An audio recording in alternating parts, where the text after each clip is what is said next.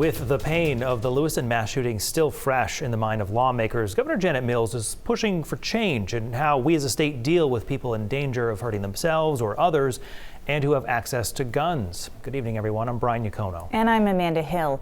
The governor made her case to the legislature last night during her State of the State address, saying the ideas she came up with were not all her own, that she had input from people across the state. And each person had ideas about what we could do to address the problem, and each of those ideas was different. But what was not different, what was largely agreed upon, was an overarching belief that violence prevention is important, that we have to strengthen our mental health system, and that dangerous people should not have access to firearms. This is what the governor is proposing. She wants a central database of violent crimes and injuries involving guns because Maine does not have one right now. It would be run by Maine Center for Disease Control, which would use the data to see trends, a key that she says is needed to create violence prevention programs. Governor Mills also wants to create more centers across the state where people in crisis can get the help they need, like one established in Portland 2 years ago, instead of languishing in a hospital emergency department or a local jail. Governor Mills also wants to close a gap in Maine's existing yellow flag law.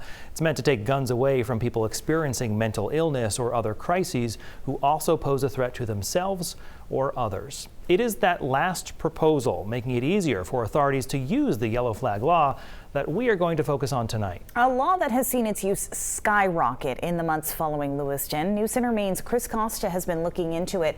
And Chris, even though it's being used more, it's clear the frustration with it among those in law enforcement is still high. Amanda, it is, and we'll have to wait and see if what the governor is proposing ends up relieving any of that frustration. One man who knows just how complicated it can be to enforce the yellow flag law is Cumberland County Sheriff Kevin Joyce.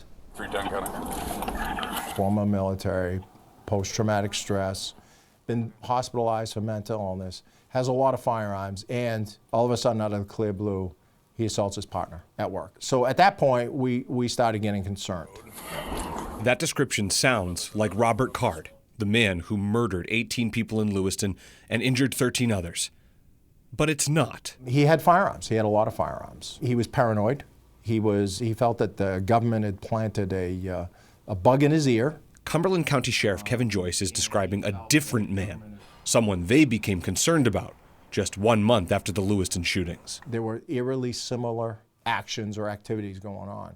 In fact, when we further looked into it, we found out that he had been affected with what occurred on October 25th in Lewiston. Actually, family members had seen him kind of decompensate mentally on that. To decompensate mentally means to lose your ability to maintain healthy psychological defenses, often resulting in depression, anxiety, and delusions. And he's not showing any signs of improvement. When this happened to Lewiston shooter Robert Card, the yellow flag law, which separates high-risk people from their weapons, did not work. Estabrook with the sheriff's office. 1 month later, one county over, it failed again. He shouldn't have had firearms based on all of the evidence we had, and it was really evident.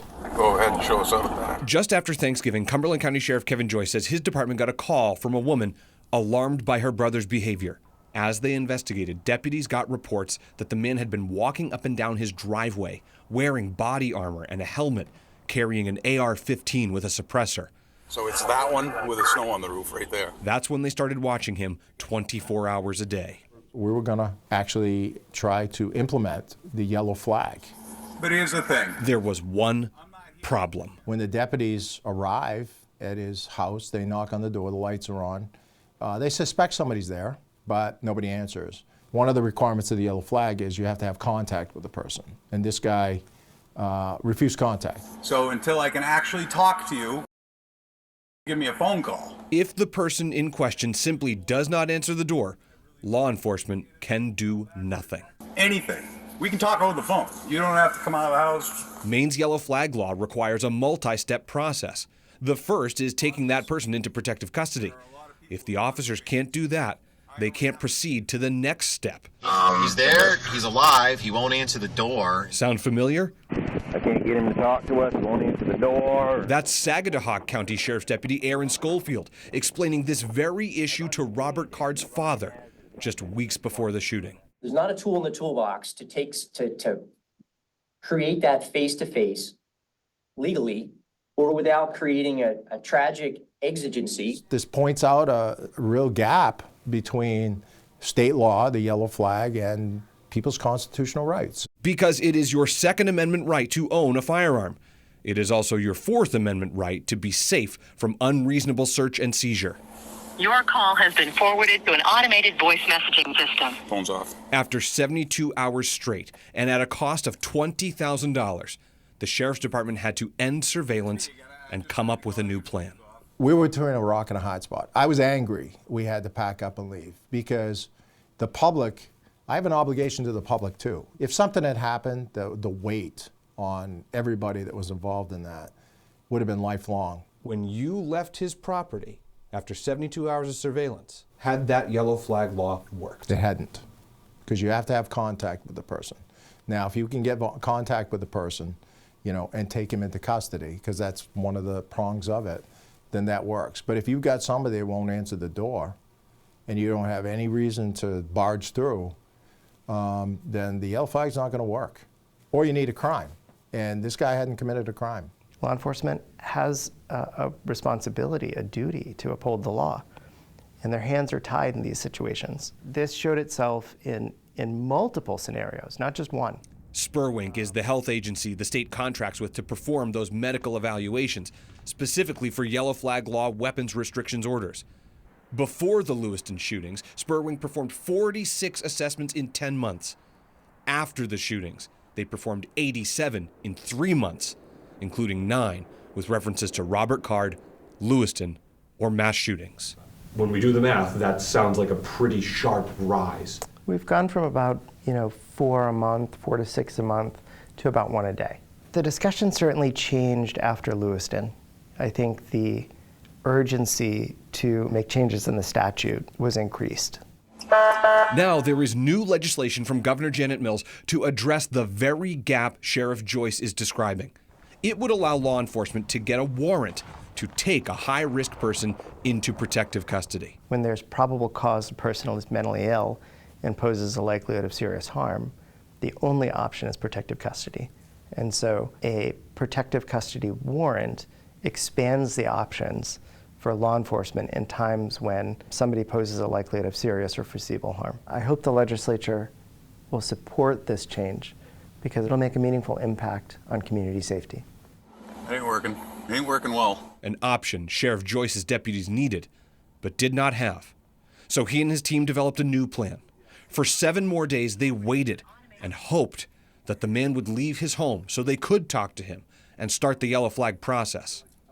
Eventually, he left his house. Deputies followed him to a nearby store where they were able to take him into protective custody. That man is now at a VA hospital getting treatment for mental health issues. The sheriff says they removed his guns. Only when they could finally make contact did the yellow flag law work. In this 10-day stretch, was it useless? It was useless for us. For us, it was useless because, yes, we didn't have all of the elements that gave us the ability to exercise this yellow flag law. I have an obligation to him as an individual, but I have an obligation to the public as well. But if they've not committed a crime, and you can't act on the yellow flag, legally, morally, ethically, you could run into a dead end. We're kind of stuck.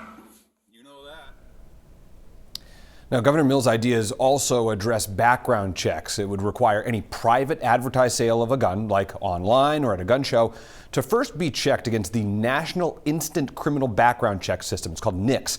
It's the same system used by licensed firearm dealers. The ideas would also toughen the penalty for someone who sells a gun to a prohibited person by increasing that from a misdemeanor to a felony. She also wants to make it easier to prosecute someone who intentionally or knowingly sells a gun to a prohibited person.